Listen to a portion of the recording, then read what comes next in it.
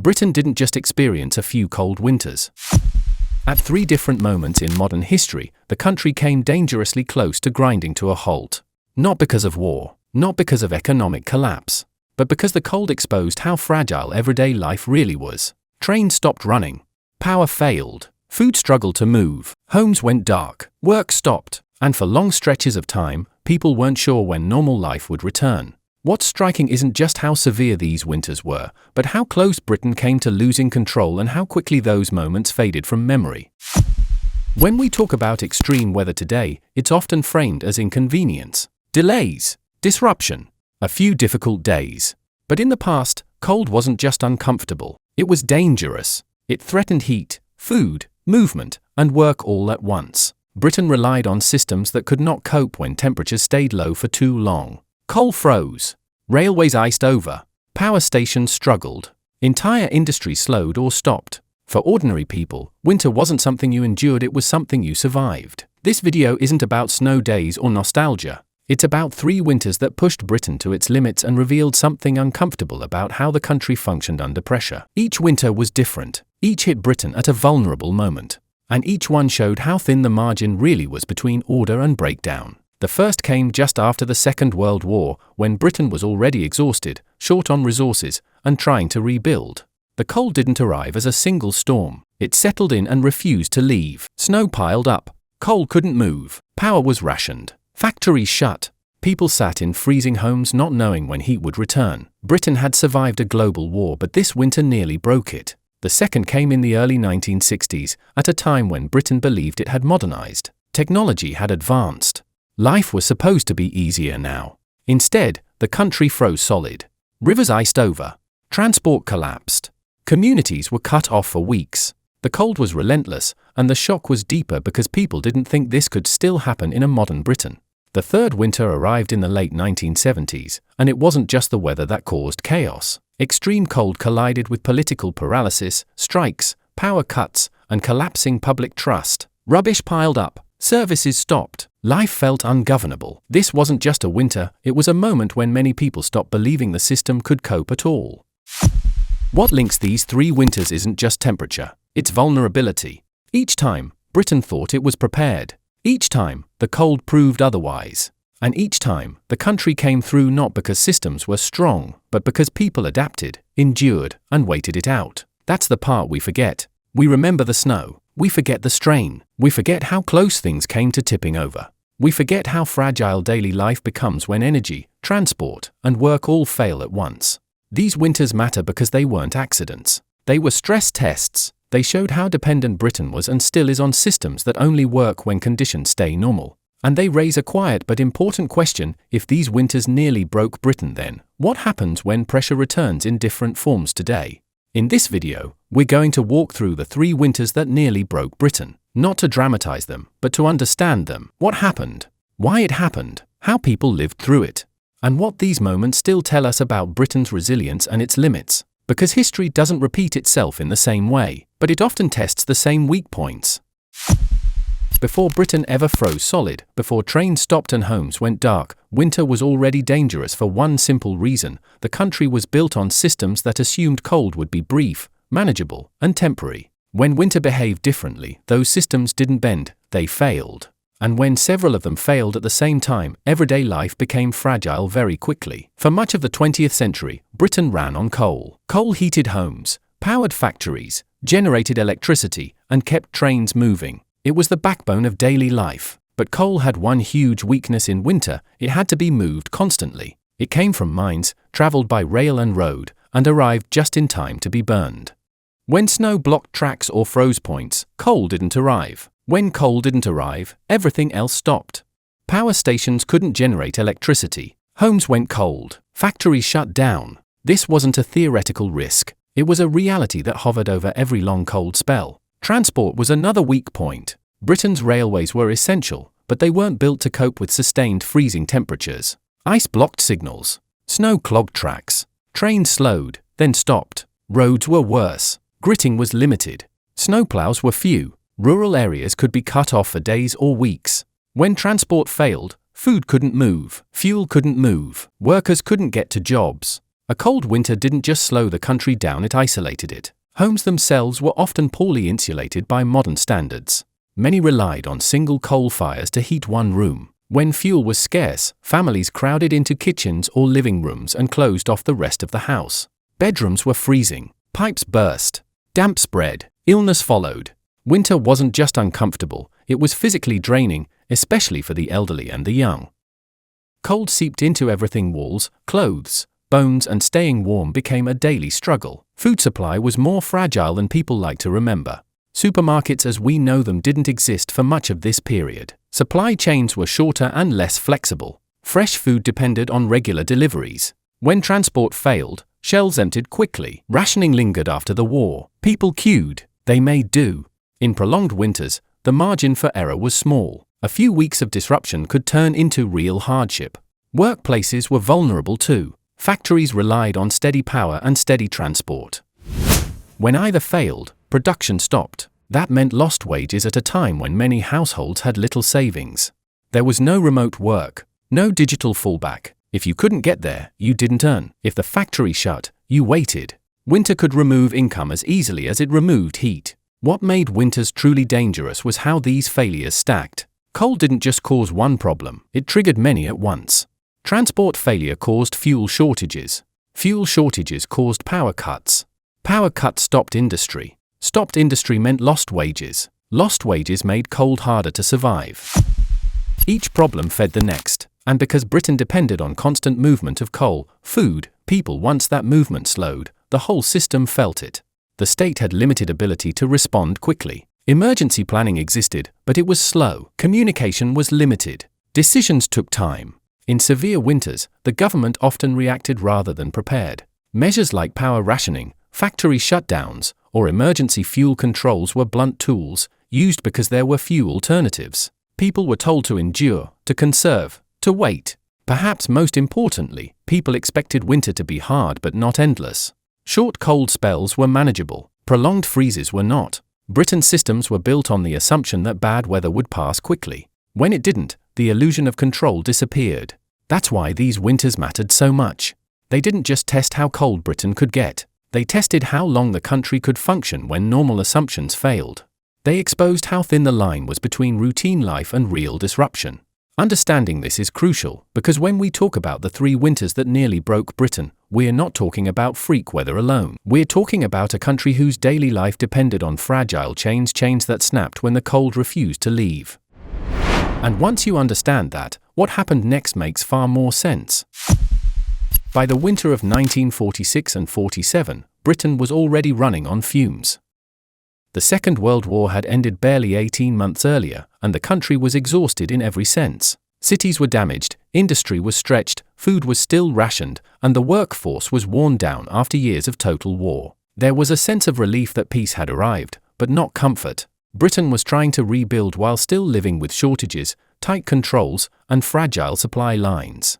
That was the moment winter arrived, and it didn't arrive gently. The cold began in late January 1947 and simply refused to leave. Snow fell heavily and repeatedly, covering much of the country. Temperatures stayed low for weeks, then months. Drifts grew so deep that roads vanished. Railways were buried. Points froze solid. Trains stopped running or crawled along at walking speed. In rural areas, villages were cut off entirely. What made this winter so dangerous wasn't just how cold it was, but how long it lasted. Britain wasn't facing a storm. It was facing a siege by weather. Coal was the first pressure point to snap. Britain depended on coal for almost everything, but the cold made it impossible to move. Snow blocked rail lines from mines to power stations. Frozen wagons sat idle. Stockpiles shrank fast.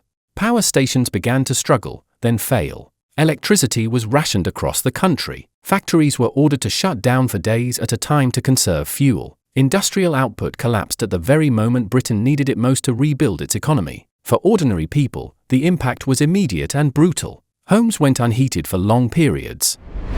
Electricity cuts meant lights went out without warning. Families huddled in single rooms around small fires, wearing coats indoors. Hot water was scarce. Cooking became difficult. People queued for fuel and food in freezing conditions. Illness spread easily in cold, damp homes. The elderly suffered badly. This wasn't inconvenience, it was endurance. Work stopped not because people didn't want to work, but because it was impossible. Factories closed, offices went dark. Transport failures meant workers couldn't travel even when workplaces were open. Lost wages added another layer of hardship to households already stretched thin. There was no safety net to catch everyone. Savings were rare. Credit was limited. When work stopped, people waited and hoped. The government scrambled to respond, but options were limited. Emergency fuel controls were introduced. Electricity was rationed. Factories were closed by order. These measures were necessary, but they revealed how little slack the system had. Britain wasn't managing the winter, it was reacting to it, one crisis at a time. Each decision bought time, but nothing solved the underlying problem. The cold wasn't easing. As weeks turned into months, the psychological toll grew. People were tired of waiting. Tired of shortages. Tired of making do. The war had demanded sacrifice, but it had come with a clear purpose. This felt different. This felt endless. There was a growing fear that Britain simply didn't have the strength left to cope with another prolonged crisis. When the thaw finally came in March, it brought new problems. Melting snow caused widespread flooding. Rivers burst their banks. Fields were submerged. Infrastructure already weakened by cold was damaged further. Recovery took months. The economic cost was enormous. The human cost was harder to measure, but deeply felt. The winter of 1946 to 1947 nearly broke Britain, not because people were weak, but because the country had no margin left. It exposed how dependent daily life was on fragile systems that couldn't cope with sustained pressure. Britain survived, but only just. And in surviving, it learned a hard lesson: peace did not mean safety, and modern life was far more vulnerable than it looked. That lesson would not be forgotten for long. By the time winter arrived in 1962, Britain believed it had moved on from the hardships of the past. The country was no longer recovering from war. Industry had modernized. Living standards had improved. There was a growing sense that the worst struggles belonged to history. Winter, people assumed, might be inconvenient, but it was no longer something that could seriously threaten the country. That confidence made what followed all the more shocking. The cold began just before Christmas and tightened its grip almost immediately. Temperatures dropped sharply and stayed there. Snow fell early and kept falling. By January, much of Britain was locked in ice. This wasn't a series of cold days, it was an unbroken freeze. For weeks, temperatures barely rose above zero. In many places, they stayed well below it. Rivers froze solid. Canals turned to ice. Even parts of the sea along the coast froze, something many people believed was no longer possible in modern Britain. Transport collapsed again, but this time the shock was psychological as much as practical. Trains were cancelled on a massive scale. Rails cracked in the cold. Signals failed. Roads became impassable, especially outside major cities. Cars were abandoned in snowdrifts. Buses stopped running. Rural communities were cut off for weeks. Deliveries of food and fuel slowed to a crawl. Britain discovered that despite technological progress, it was still deeply vulnerable to sustained cold. Homes suffered badly. Many were heated by coal fires or early central heating systems that struggled in extreme cold. Pipes froze and burst. Water supplies failed in some areas. Families once again retreated into single rooms to conserve heat. Bedrooms were unheated. Frost formed on the inside of windows. Keeping warm became a daily challenge, not a comfort you could rely on. Work life was heavily disrupted. Factories closed not because of strikes or shortages, but because people simply couldn't get there. Schools shut for weeks at a time. Children missed long stretches of education. Businesses lost output. For many workers, pay stopped when work stopped. Britain had more wealth than it did in 1947, but the margin was still thin enough that prolonged disruption caused real hardship. What made this winter unique was its duration. Cold spells had hit Britain before, but rarely had they lasted so long without relief. The freeze dragged on through January and February, with no sign of easing. People stopped asking when it would end and started adapting to a frozen reality. Ice skating on rivers became common. Snow became part of the landscape rather than an event. Life slowed to winter pace. The emotional impact was heavy. This winter shattered the belief that Britain had outgrown extreme vulnerability. It showed that modern systems still relied on assumptions about whether that could be wrong. People realized that progress hadn't removed risk, it had just hidden it until conditions exposed it again. When the thaw finally arrived in early March, it came suddenly. Ice broke. Snow melted. Flooding followed. Roads washed out. Fields were submerged. The damage extended well beyond the cold itself. Recovery was slow. Repairs took months. The winter of 1962–63 became known as the coldest of the century, but its real legacy was deeper. It left Britain with an uncomfortable truth: modern life could still be frozen solid. The country had improved, but not enough to escape its dependence on fragile systems. And if Britain thought it had learned its lesson in 1947, this winter proved that confidence alone was not preparation. The cold had returned, and Britain had once again been caught off guard. After the thaw of 1963, Britain moved on quickly. The ice melted, transport restarted, and daily life slowly returned to normal. But beneath that return to routine, something important was missed. The country treated the winter as an extreme event rather than a warning. It was remembered as an outlier, a once-in-a-generation freeze, not as a sign of deeper weakness. And because it was framed that way, many of the underlying problems were left largely untouched. Energy remained the most obvious vulnerability. Britain was still heavily dependent on a small number of fuel sources, and the systems that moved that energy were still exposed to disruption. Coal had not disappeared as a risk, it had simply become easier to take for granted during milder years. Power stations still relied on steady deliveries. Storage remained limited. Contingency planning focused on short interruptions, not prolonged stress. When the cold ended, the urgency to rethink energy resilience faded with it. Transport systems improved only slowly. Railways were modernized in parts, but winter resilience was not a priority. Snow clearance equipment was limited. Investment went toward efficiency and speed, not redundancy. Roads expanded, but winter maintenance remained uneven, especially outside cities. Rural isolation during severe weather was accepted as unfortunate rather than fixable. Britain assumed that extreme winters were rare enough to tolerate occasional disruption instead of preparing for it properly. Housing also remained exposed. Insulation standards improved gradually, but millions of homes were still poorly suited to prolonged cold. Heating systems varied widely in quality and reliability. Cold homes were treated as a fact of life rather than a public concern. Winter illness, damp, and fuel poverty remained persistent issues, especially among older people, but they were rarely linked to national resilience in any meaningful way. Perhaps most importantly, Britain failed to join the dots. Each winter was treated as a separate incident, rather than part of a pattern. The link between energy, transport, housing, and work was understood in theory, but rarely addressed as a system. Responsibility was spread across departments, industries, and local authorities. No one owned the problem in full. When things went wrong, people adapted. When things improved, lessons faded.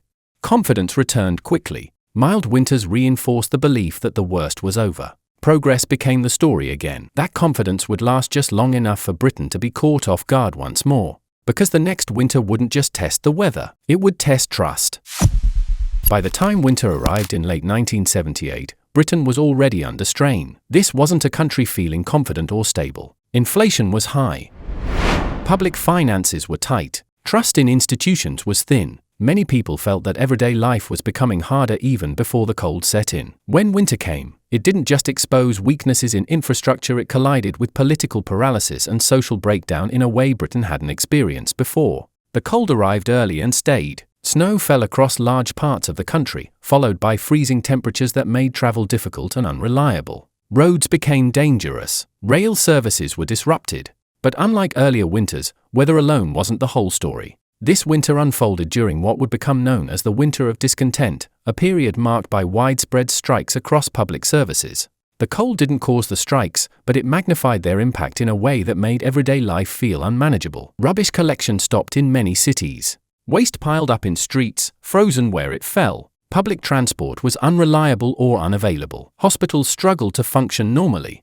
Power cuts added another layer of disruption. For many people, it felt like the basic systems that kept life running had stopped working at the same time. Not slowed, not strained, stopped.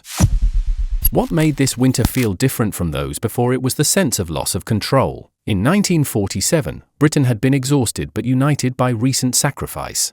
In 1963, the shock came from unexpected cold in a modernizing country. In 1978–79, the fear was that no one was in charge. Government responses felt slow and uncertain. Negotiations dragged on. The cold weather removed whatever flexibility remained. People didn't know who was responsible or when things would improve. For households, the experience was unsettling. Shops struggled with deliveries. Some food became harder to find. Getting to work was unpredictable. Many people simply couldn't. Schools closed. Parents were forced to improvise. Daily routines collapsed. People spent more time indoors, watching events unfold on the news, feeling disconnected from any sense of direction. The images from that winter stayed with the public. Streets filled with uncollected rubbish, frozen queues, darkened buildings. They became symbols of a country that felt stuck. Whether fair or not, the winter reshaped how people saw Britain's ability to govern itself. The weather didn't just disrupt life, it changed perception. The cold itself eventually eased, but the damage lingered. The winter fed a broader sense that Britain's systems were no longer reliable under pressure. Trust took a hit that would shape politics for years to come. The idea that everyday life could simply stop functioning had moved from theory to experience. Winter 1978-79 nearly broke Britain not because it was the coldest, but because it struck when resilience was already low. It showed that weather, politics, and social trust are not separate forces. When they fail together, the result isn't just disruption, it's doubt. And once doubt sets in, recovery is about more than clearing snow. At its most dangerous moments, Britain didn't feel like it was collapsing, it felt like it was slipping. That's what made these winters so close to failure without ever quite tipping over. There was no single dramatic moment where everything stopped at once. Instead, the country edged toward a point where enough systems failed simultaneously that everyday life became almost impossible to manage. Heat, power, transport, food, and work were all under pressure at the same time. When that happens, a country doesn't need chaos to fail. It just needs exhaustion. What these winters revealed was how thin the margin really was. Britain relied on constant movement, coal arriving on time, trains running on schedule, workers getting to their jobs, power flowing without interruption. When winter disrupted that flow for days, the system strained. When it disrupted it for weeks, the system began to crack. And when it disrupted it for months, as it did in 1947 and 1963, Britain found itself relying almost entirely on endurance rather than control. In 1946-47, the country came close to economic paralysis. Factory shutdowns weren't symbolic gestures, they were desperate measures to conserve fuel. Industrial output fell sharply. Recovery from war stalled. Had the winter lasted longer, Britain faced the real possibility of long-term economic damage at a moment when it could least afford it. Survival depended on weather changing, not policy solving the problem. In 1962-63, the danger was isolation. Communities cut off for weeks, supplies stretched thin, and services operating at minimum levels. If illness had spread more widely, if fuel shortages had deepened, the consequences could have escalated quickly. Britain's modern confidence hid how dependent it still was on assumptions about weather behaving normally. By 1978-79, the risk wasn't physical survival in the cold, it was social failure. Trust was already fragile. Systems were already strained. The winter showed how quickly daily life could become ungovernable when coordination broke down. If that period had dragged on much longer, the damage to public confidence and institutional legitimacy could have been far deeper and harder to repair. What kept Britain from tipping over each time wasn't strength. It was timing. The cold eventually eased. Snow melted. Transport resumed. Power returned. People adapted just long enough. That's a fragile way to survive. It means the country didn't solve the problem, it outlasted it. These winters came closer to failure than people like to admit because they exposed a truth that's uncomfortable to face. Britain's resilience depended less on preparation and more on luck. On weather patterns changing before systems completely failed. On people enduring hardship quietly rather than demanding immediate solutions. Failure doesn't always look like collapse. Sometimes it looks like a country holding its breath, hoping conditions improve before something gives way. That's how close Britain came, and that's why these winters still matter, not as stories of snow, but as warnings about how easily normal life can unravel when pressure lasts just a little too long. These winters still matter today because they weren't just moments of bad weather, they were stress tests that revealed how Britain really works when conditions stop being normal. They showed that modern life depends on systems that feel solid only when nothing goes wrong for very long. Heat, power, transport, food, and work all rely on constant coordination. When that coordination breaks down, even temporarily, everyday life becomes fragile very quickly. That hasn't changed. If anything, it's become more true. What has changed is how much margin we have. Britain today is more connected, more efficient, and more complex than it was in 1947, 1963, or 1979. That efficiency brings comfort, but it also removes slack. Supply chains are tighter. Energy systems are more interconnected. Work is more specialized. When disruption hits, it spreads faster. We may not rely on coal in the same way, but we rely on electricity, data, and fuel just as deeply. And just like before, those systems assume normal conditions most of the time. These winters also matter because they show how quickly confidence can disappear. In each case, people went into winter believing the country could cope. In each case, that belief was shaken. Once trust erodes, in energy supply, in transport, in governance, it takes time to rebuild. The cold didn't just disrupt daily routines. It changed how people saw the country's ability to manage risk. That kind of damage lingers long after snow melts. There's another lesson that's easy to miss. Britain didn't survive these winters because it was prepared. It survived because people adapted, endured, and waited. That endurance masked vulnerability. It allowed systems to return to normal without being fundamentally fixed. Over time, that created a dangerous habit of assuming future problems would also resolve themselves. History shows that assumption is risky. These winters remind us that resilience isn't about coping during a crisis, it's about reducing how much coping is needed in the first place. It's about energy security that can withstand stress, transport that can function under pressure, housing that keeps people warm, and governance that can act decisively when systems strain. Without those things, survival depends on luck. Looking back at the 3 winters that nearly broke Britain isn't about fear or nostalgia. It's about understanding limits. Each winter showed how close everyday life came to unraveling, not through drama, but through accumulation. Small failures stacking until normal life became hard to sustain. Britain came through those winters, but not unchanged. They left marks on policy, politics, and public memory, and they offer a simple reminder that still applies today: stability isn't guaranteed. It has to be built, maintained, and tested honestly. If there's one thing these winters teach us, it's that the difference between resilience and failure is often smaller than it looks and only visible once conditions push a system far enough to reveal it. For more video about Britain tomorrow, subscribe to this channel and watch the next video.